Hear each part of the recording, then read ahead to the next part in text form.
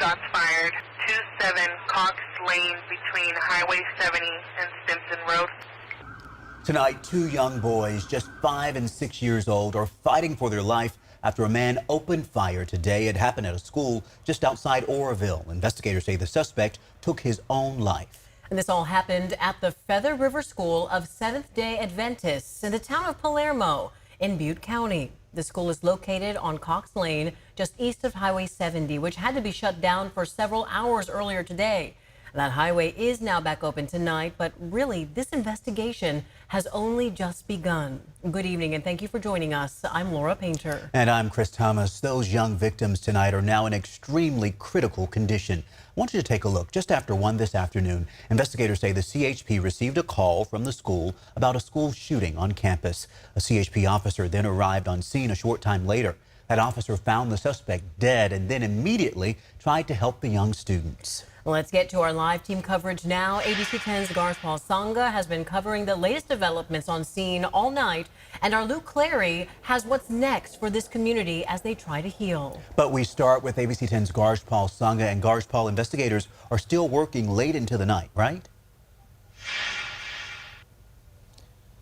Yeah, Chris and Laura, investigators just wrapped up this scene here. 10+ hours later, they've taken the evidence, they've moved on to the next portion of this investigation. And right now, the lights are still lit up here at this school. But this is a small school with about 35 students, but the impact of this shooting on this community remains large. A peaceful school day turned into chaos when a gunman opened fire at Feather River Seventh-day Adventist School near Oroville. That officer arrived on scene at 1:10 p.m., about 2 minutes after. Butte County Sheriff Kory Honea says students were outside, and that is when a gunman opened fire, critically injuring two 5- and 6-year-old boys who were rushed to a Sacramento area trauma center. And then he says the gunman turned the handgun on himself. I'm thankful that they are still alive, but they have a long road ahead of them. The remaining 35 students were taken to the school gym until a bus arrived to take them to the Oroville Church of the Nazarene, the tight-knit community consoling each other during this dark day. That will be going on now for weeks, obviously months. Not only the children that were grievously injured, but those children that saw their classmates gunned down in front of them. Investigators say the suspect was dropped off by a rideshare service sometime after midday and met with the school administrator about possibly enrolling a relative.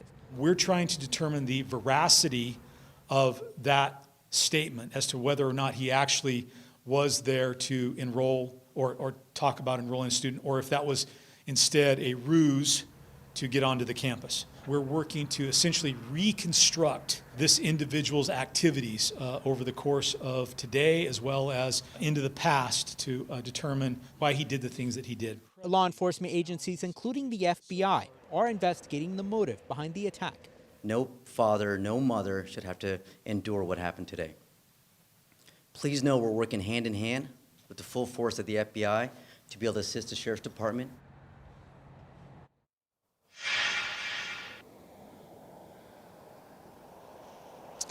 Now, the suspect's identity has not been released yet, but the sheriff tells us they know who he is, and the sheriff tells us one of the motives into the shooting is most likely because of the school's religious affiliation. Reporting live near Oroville, Paul Sanga, ABC 10.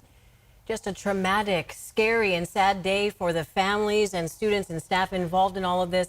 Our hearts are going out to the victims tonight and wishing them a very speedy recovery. Paul, thank you for that update. Here's what we know about the Feather River School of Seventh-day Adventists.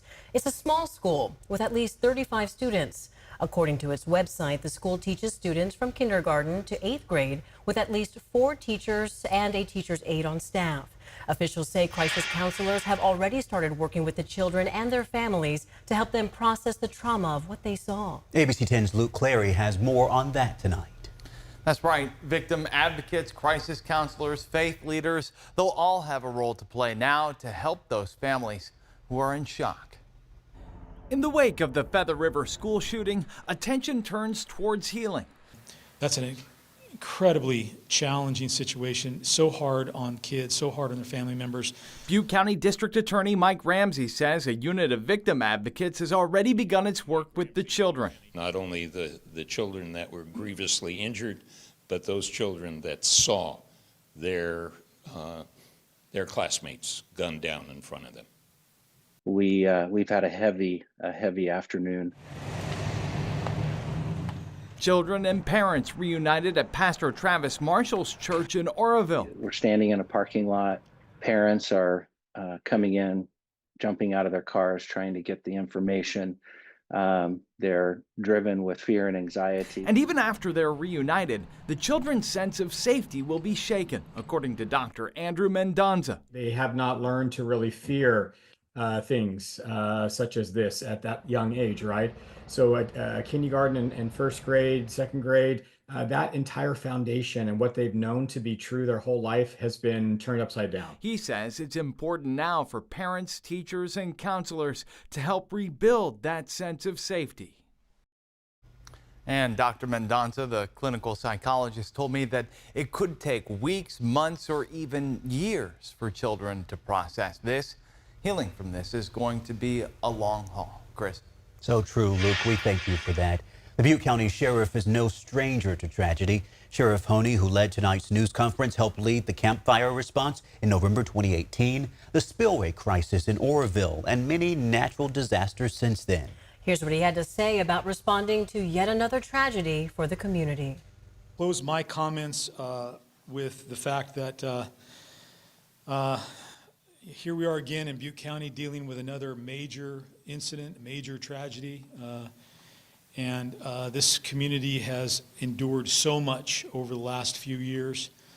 It's hard to believe that we're back here again, but I can assure you that we're going to do everything we possibly can to figure out why this individual did the things that he did.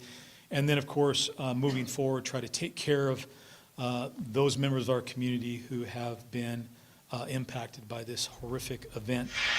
We're also hearing new reaction from state officials on today's shooting. Yeah, just hours ago, Governor Gavin Newsom released a statement. I want you to take a look. He said, quote, "Heartbreaking. Once again, a community is shattered by senseless gun violence. Our hearts are with the children, their families, and everyone impacted by this horrific tragedy. To the survivors of gun violence, you are never alone. California stands with you." Assemblymember James Gallagher, who represents Butte County, released a statement saying, quote, "My heart is breaking for everyone impacted by this tragedy. We will never understand why or how someone could do a thing like this. I am grateful for the bravery of the law enforcement, fire, and medical personnel who responded to this attack to stop the shooter and rescue the victims."